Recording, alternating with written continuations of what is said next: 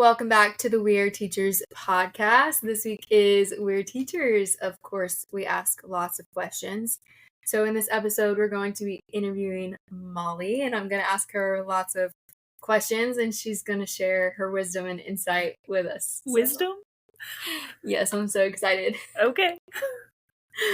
Okay, so first off is a question that we're probably going to ask anybody who comes on, but we said it's only fair that we start with our own. So what is your best piece of teaching advice? Okay, so I have to tell a little story because this all happened in a moment.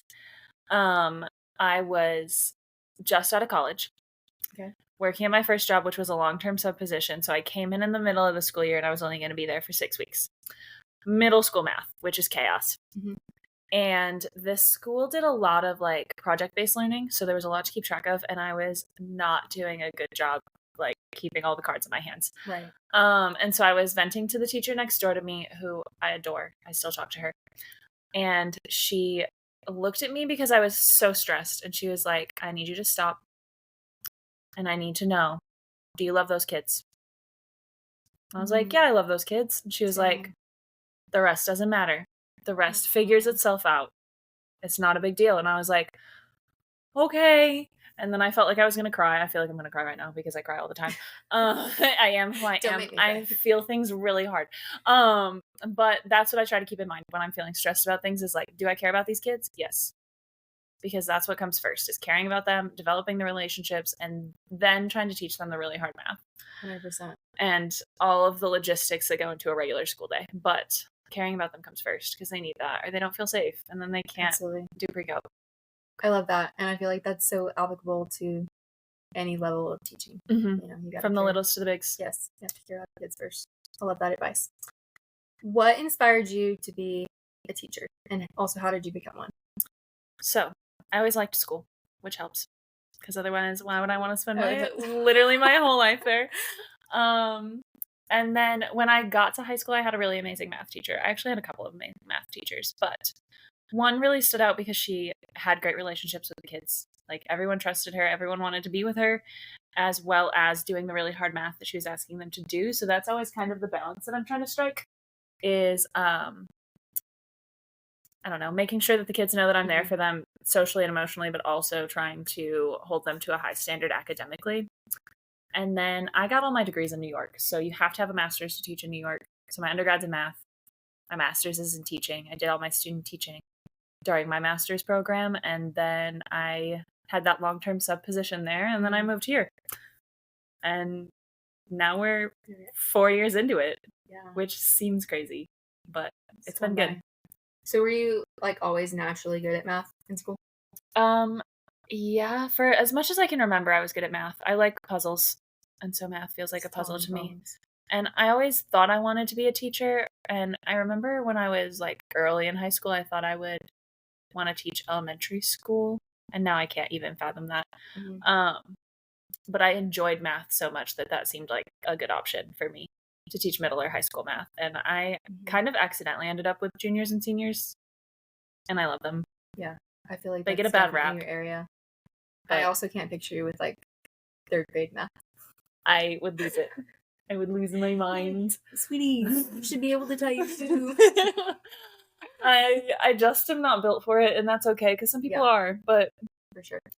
I'm here to like give the teenagers a hard time and try to make them good people, which is easier said than done, but no, you do really well. We're trying. Where you're at, for sure. Thanks. So you kind of already hit on this one a little bit in your advice, but as you know, like there are a lot of hard days in teaching. Some more so than others. Some years are harder than others. But what would you say keeps you in education? The kids. I figured that's what you say. Yeah. I feel like if that's not the answer, then why are you here? You're not here for the right reasons. Yeah. It's never the money. No, definitely not. The money I'm paying. No. Get out of here. The money's just not good. The fame's only good if your podcast takes off. And then you could be famous. But no, it's the kids. They crack me up. Love that. And so tell us, what all have you taught? Because I know you've taught quite a few grades at this point. I have, which feels weird because it is the 4th year. But I taught 7th grade math, 8th grade math, geometry, algebra 2, and accelerated algebra 2, which was interesting.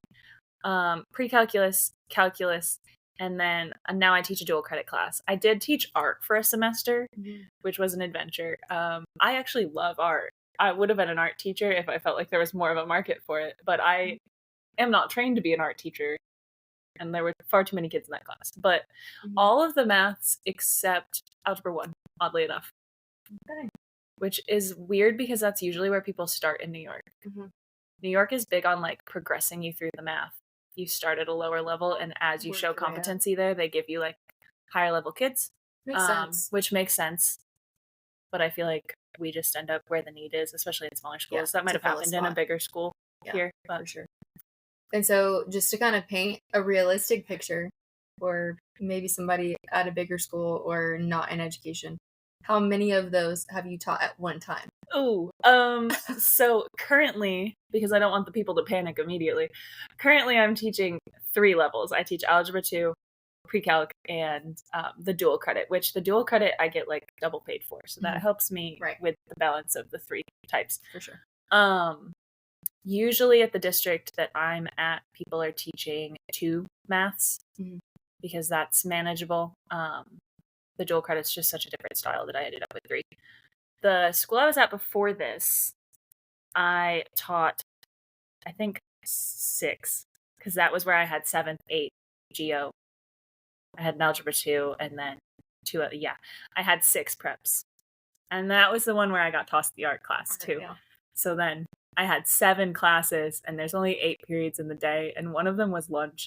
So I just was running constantly. That's a long day. It was a really long day.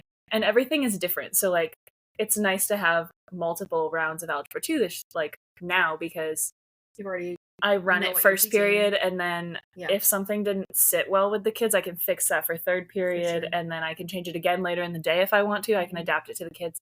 It's hard to teach every lesson once and then not touch it for a year, because you forget. You have no time to, like, change anything or tweak.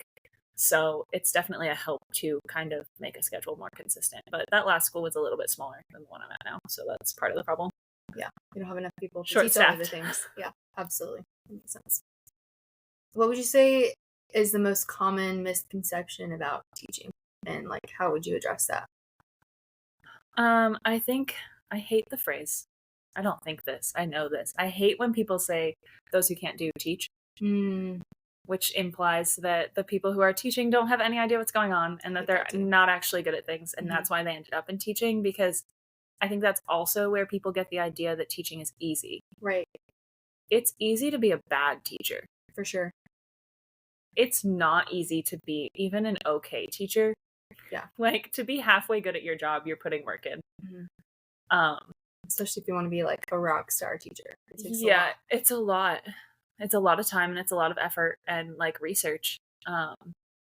So I don't know. I feel like I end up talking about that side of my job quite a bit, and that shows people that like we do actually know what we're doing. And I have enough teacher friends that we like infiltrate a group and end up catching people up on things. And usually if people come in with a bad attitude, they leave with a little bit better attitude about like the fact that we know what we're doing, and that it does take some skill to wrangle a room full of children into a lesson. How would they learn anything? Right. Like, well, and it's easy to sub if you're just like babysitting. Right. Sitting in the room and watching things happen. It's, if you're given a classroom and there's expectations, that's a lot different game. So I think that's where people get lost.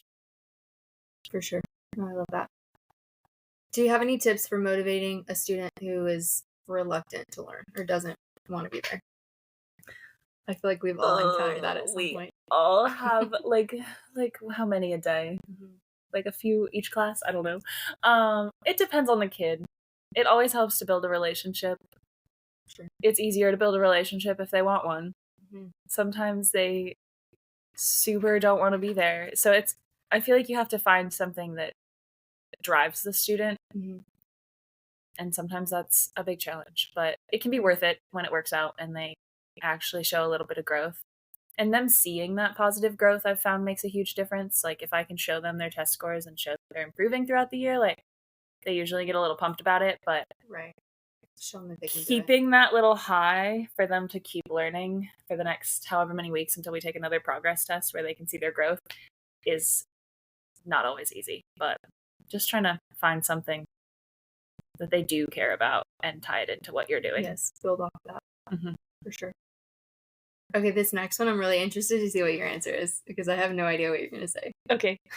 If you had to teach another subject, so like it can't be anything math related, and it can't be like the age of kids that you're with now. It can't be the age of kids that I'm so with like now? a Oh different no. age and a different subject, what would you teach and why?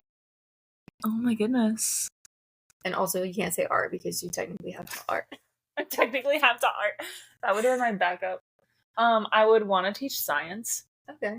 I thought about this when I was in grad school, actually seeing the science teachers and all their fun experiments, and they seem to be having a blast all the time. And sometimes I can't make algebra too fun. It just is what it is. So I would definitely want to teach science. And I don't know. I think 8th grade is like physical science, right? I think 7th grade, at least where we are right now, 7th grade is life sciences and 8th grade is physical sciences. I would do that one. Yeah. And 8th graders are kind of, I like them. Mm-hmm. They're a little more chill than the 7th graders. I really broke up that sentence there. They're more mature by then. Yes. They remind me of sophomores. Okay. And 7th graders remind me of freshmen. That makes so much sense. Yeah. I can see it. And then they just build off that for junior and senior year, and they get a little bit more interesting. But like, and also there is still a little bit of math in some sciences. I mean, it's not like as much as there would be in like physics, but it's a little closer tied. Well, I would have picked physics if I could teach the same age children, but I can't. Yeah. So I think I'd do 8th grade. Would love to see that. It would be an adventure. Maybe you can sub there for a day. No, thank you. They talked about doing that in our district. Did you know that? Like elementary, like a teacher swap. Did do that. They all switched one day. And okay, so maybe that's what I was thinking of. I think that's so insightful for teachers who have only ever taught whatever they're currently teaching, or like you've never been to like another campus. Because I've taught in multiple like different campuses, right? And so you kind of see the differences and the different ages of the kids. But like people who have only ever been kindergarten going to a high school. That's intimidating. The way I would have a meltdown if they stuck me in an elementary school classroom, though. I subbed 2nd grade during grad school. There was like a program set up that I wish we could have here, which I guess I haven't tried to pitch this to anybody, so maybe I'll work on that before I say I wish we could have it. But the schools had partnered with our university, and so like we guaranteed them subs 2 days a week, and they guaranteed us 2 days a week of pay.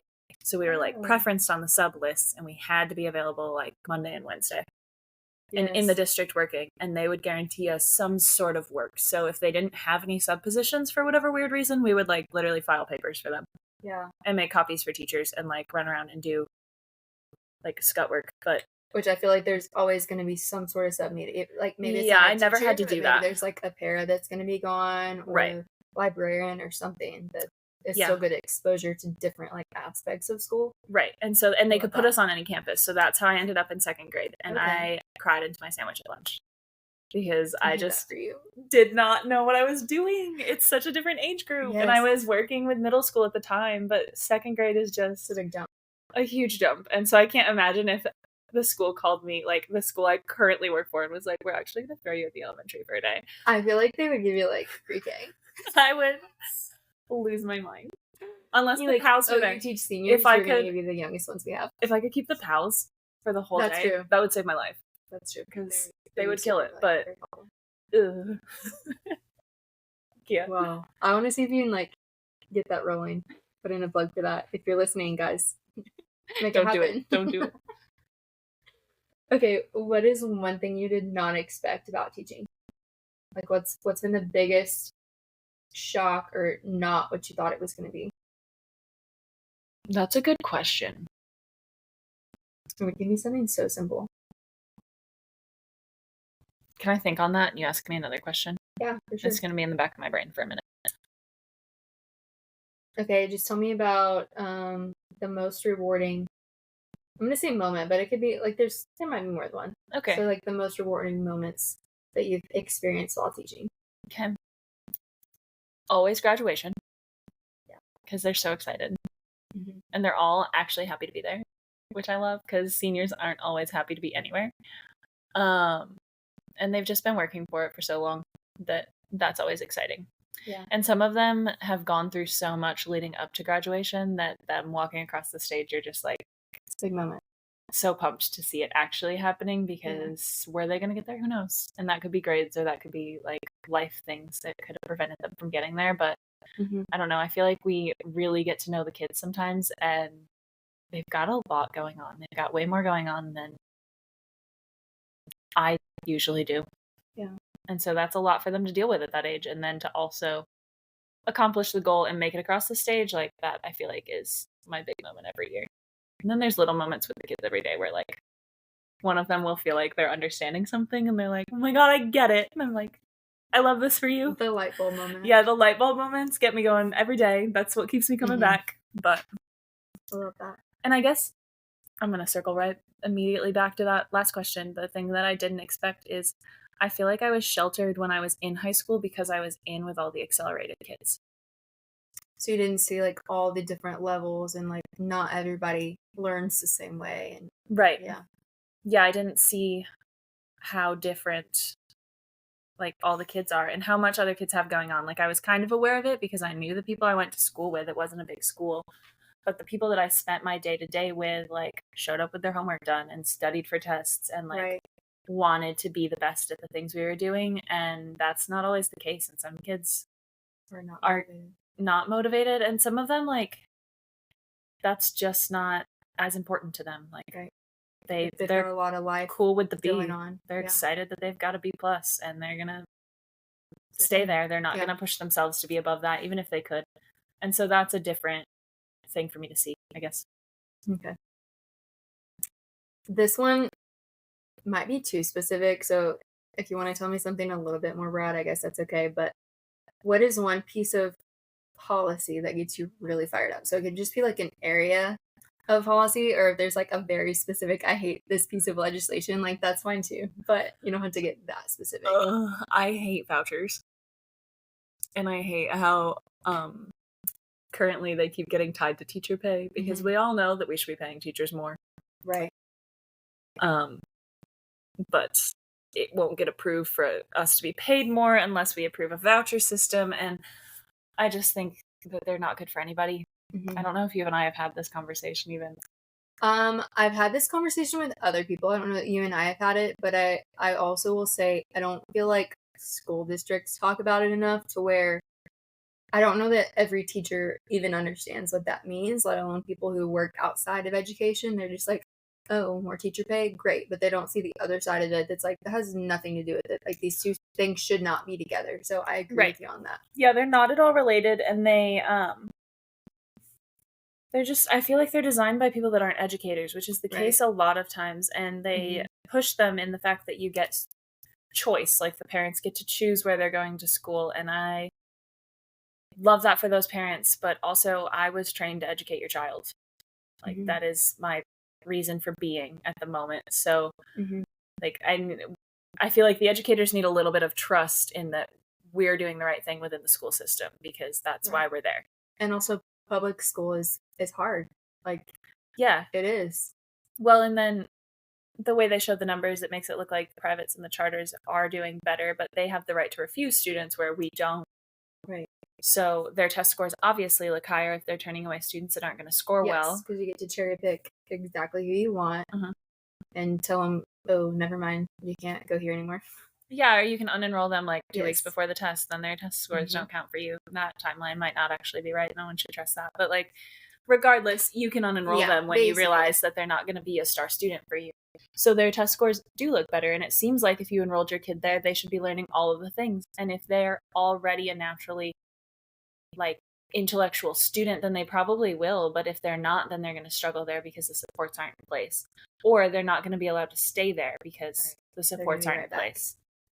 And then, I don't know, I feel like vouchers pull money away from public schools often, and they just widen that gap that already exists due to like financial situations anyway. Yes. And I think that's something that not enough people are voting anyways on those issues, or just at all, or that's not what they're thinking about when they go into polling. And so then they come across that and they're like, I don't know, it says increased teacher pay, so like it must be good. It must be good. Must we be would good. never tie something bad to teacher we pay. would never hurt the teachers, right? Yes, and they also word things so densely when they put them on the little ballot.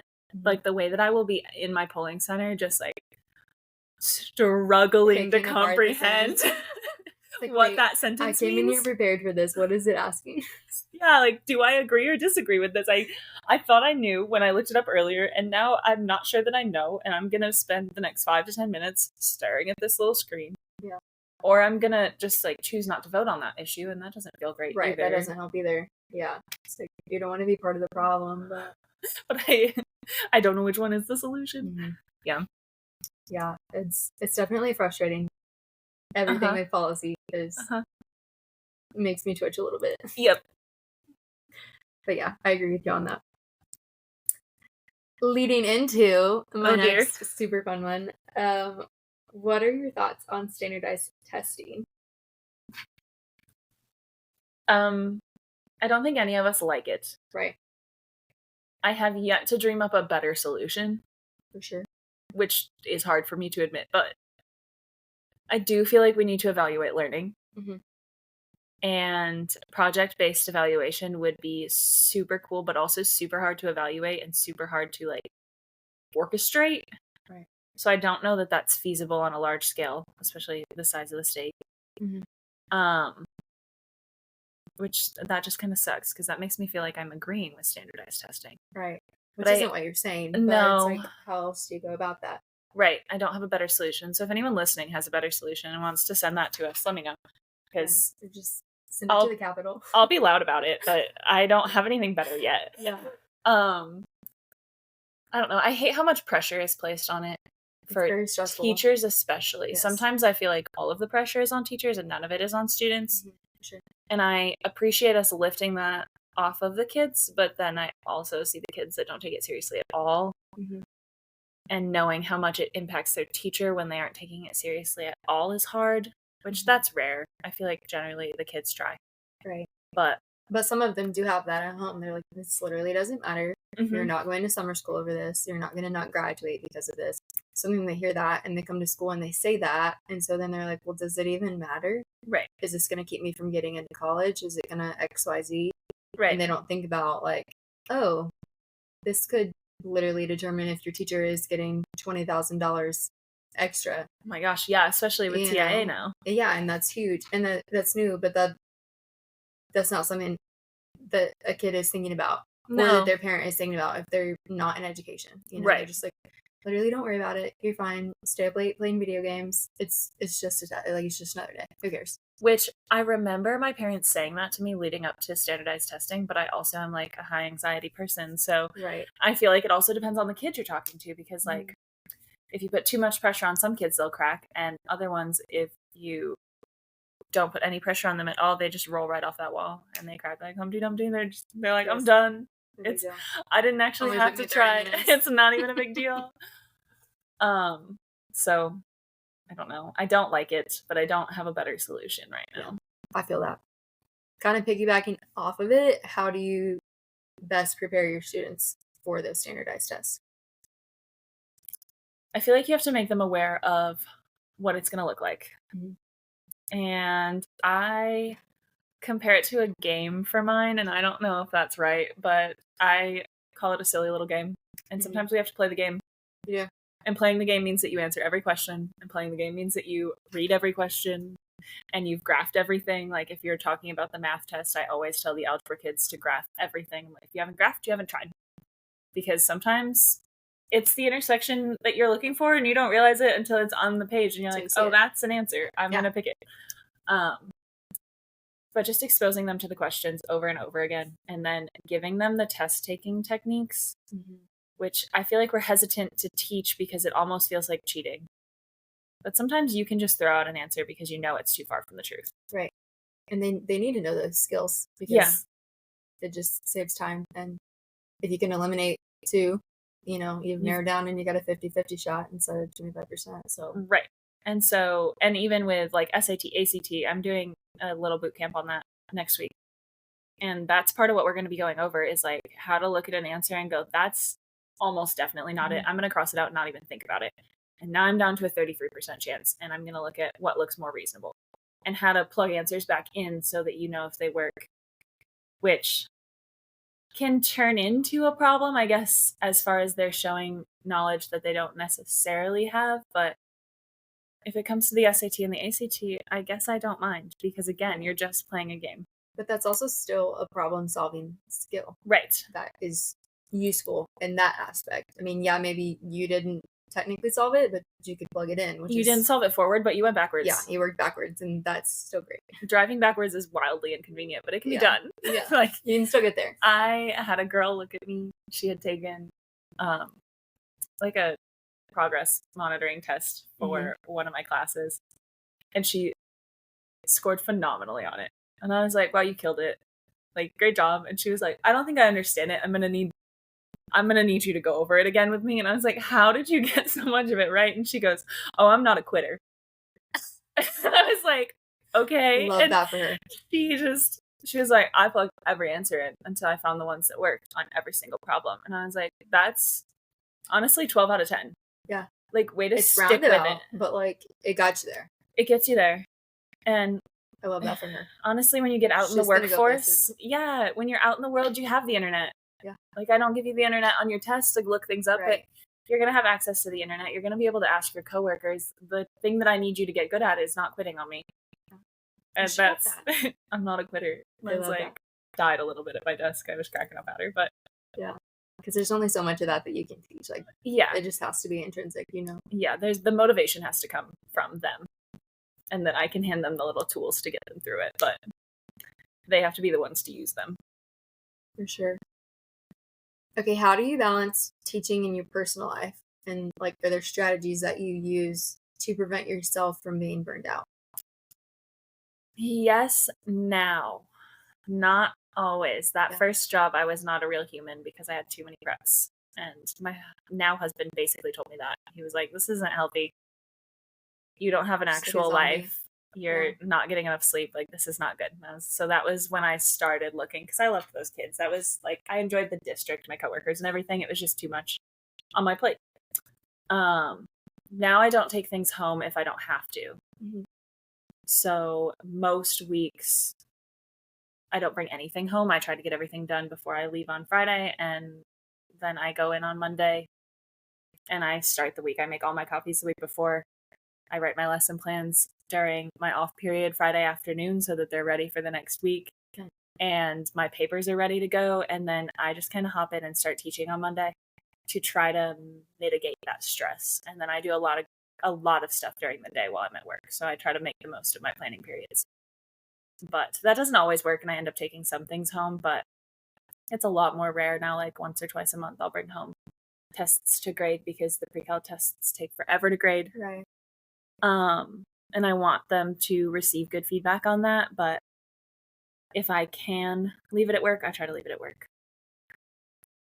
I do end up shopping at Sam's Club a lot for the clubs that I'm involved in. That feels different, but I'll have a car full of chips and all the pickles and sodas, and I'm like, this is strange, but here we are. We're doing it. We're doing it. In the thick of it. Okay, this kind of goes, I guess, along with the different subject, but if you had to do something completely other than education, what would you choose? Does EdTech count as education? I guess as long as it's like outside technically of like the school district. Okay.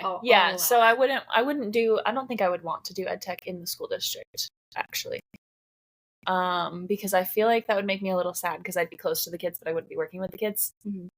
And that's the part of my job that I really enjoy, is like getting to know them and building those relationships. And so I feel like I would have to go entirely, like, I would go write curriculum for EdTech or something like that. Like, it'd be cool to write things for IXL or to work for, I use Desmos a lot in my classroom to like write curriculum for Desmos that people could use in their classrooms that I knew would be helpful, because sometimes we're handed things and they're not, that's not great, user friendly. Yeah. Or like your case this last year, you had nothing.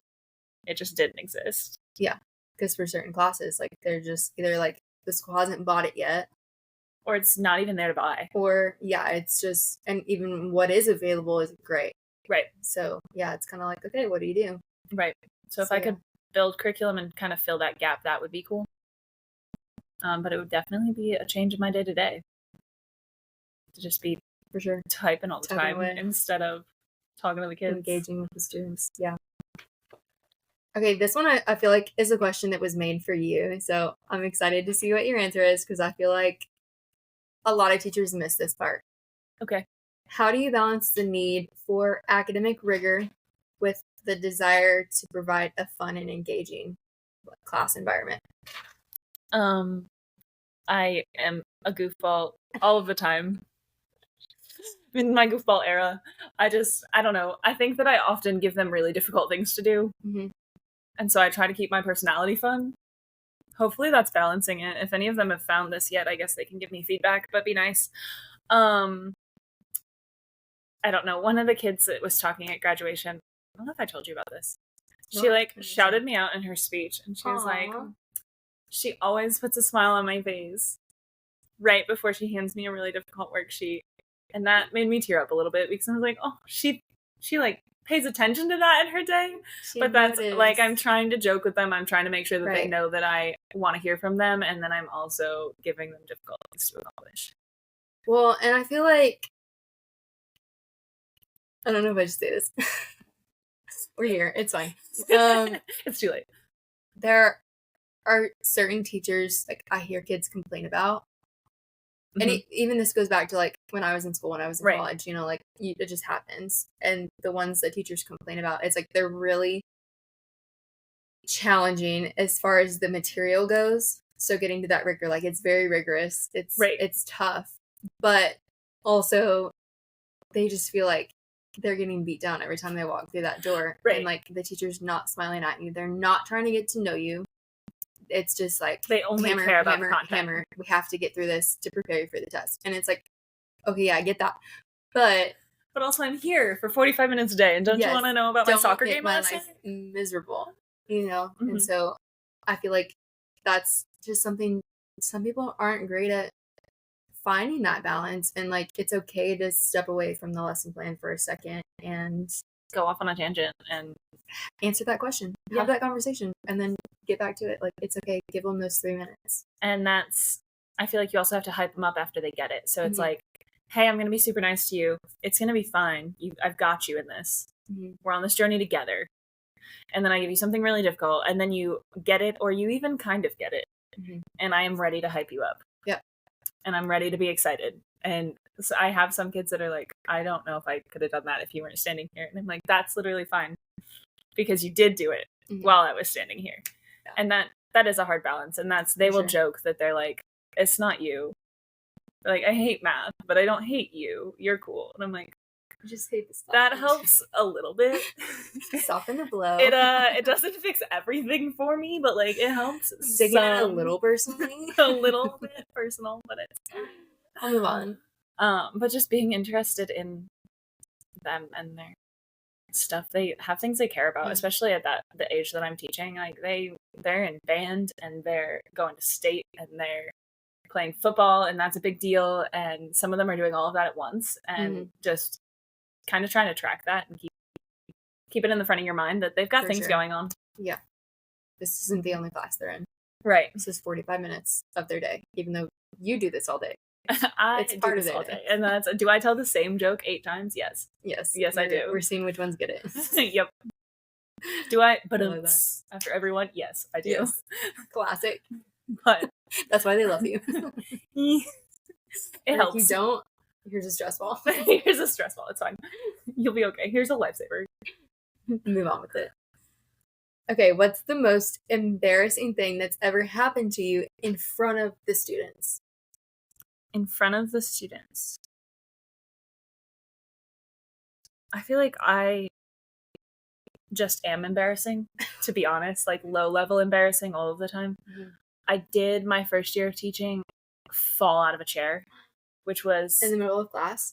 Yeah, I was, like, talking to a few kids. They were working groups, and I pulled a chair up, and I was sitting on the very front edge of it, and they were all on wheels, and it just like shot out from underneath me, and I fell on the ground. And that was embarrassing, like in real life, which they were worried that I was okay. But yeah, it's like, it just then they laughed at me after they realized I was okay. It was my 8th graders. Yeah. And again, I love 8th graders, but they were like very concerned for 2 seconds, and then they made fun of me for like a couple of weeks. And that was still remember that. Probably. That like comes to my mind when I think of embarrassing Every things. time you sit on a chair, you're like, okay, let's make sure we're like. My teacher chair doesn't always roll well because in true teacher fashion, I bought it secondhand. Naturally. At a teacher sale for $20. So like, it's been through it. Yeah. It's very cute, polka dot, but if I sit on the edge of that, it will just slide out from underneath me. And I often sit on the edge because I'm trying to sit up straighter. Right. Trying to not slouch as much. Yeah. So I'll sit at the front, but then I am afraid I'll fall. I caught myself this year, like on the edge of my desk, and the kids were like, "Ooh," and I was like, "I shouldn't be sitting anyway. It's fine. Pick it up." I love that. Okay, are there any books or podcasts that you would recommend to other educators? Other than this one, obviously. You should listen to the Weird Teachers podcast. I hear that they're cool. You already hear you're doing great. This is all you need. I listen to Teacher Quit Talk because they make me laugh. They just kind of tell stories of teaching and like the unfortunate circumstances we ended up in sometimes, and that makes me laugh every time. Yeah, they're really. I'm trying to think of books. I started to read Educated, and then I moved across the country, so I didn't actually finish it. I've heard people talk about that, but I've heard that it's very good, and it gives like definitely a different insight of like homeschooling and stuff, at least at the start. And then I need to get to the end. I'll update when I get there. And then right now at the front of my brain is Turtles All the Way Down by John Green. I don't know if you've read that. I have not read that. I love John Green. It's inside the head of like a teenager with OCD. Oh. And her stream of consciousness is like so well done. And that's very specific, but I know we have kids with learning challenges and different disabilities that could be super helpful. Right. To just realize that some people's brains are doing that all the time because it's showing like they operate the way she notices the details of everything and how she's like thinking about something else, even though she's doing this one thing. And like knowing that we've got kids in the room with us that are going through that is probably super helpful. Yeah. I'm gonna have to check that one out. And they just made it a movie, which is only on HBO, which is a bummer unless you have HBO. I think I do. Okay, then we could watch it together after you read it because I don't have HBO. Okay. That reminds me of the movie. It's not that movie, but Look Who's Talking. Do you know what I'm talking about? Mm-hmm. I think it's from like the 90s, but I'm really bad at movies. It's like this couple has a baby. And it's like showing the baby's like thoughts. The baby can talk, but like no one can hear it. And then there's like Look Who's Talking too, but it just like shows you everything that the baby like. Why are they making those faces? You know, and it's like why are they talking? To me saying that now? It's like it's like the grown up version of now that the child's in middle school. Yeah, basically. Basically, I love that. But yeah, I'll lend you that book. Yeah, for sure. Okay, and then my last question is there anyone specifically that you are hoping will join us on the podcast? I feel like I'm stealing your answer, but I know you have a lot of answers for this. But I really want to talk to Amber. Yes. I love her. I love Amber. She might be listening to this. Amber, we love you. Shout out Amber. She's just the real MVP, honestly. She's so good. I go talk to Amber if I'm having a great day, I'll go talk to Amber, but I also will go talk to Amber if I'm having a tough day because she just like has a calming presence. She does. And I envy that. Yes. And I feel like she just understands everything. Like she will just be there for you. Whatever you need. A cheerleader, somebody to cry with. Yeah, she's got you. Yes. And I appreciate that so much. So I just would love to have her on here and like learn from that wisdom. Yes. I feel like she would definitely be a good one. Mm-hmm. Okay. And now we've talked the ears off of our listeners. So hopefully you're still here. And next time we're going to talk about Stacey. Ooh. And I'm excited. But we'll talk to you soon. See you later.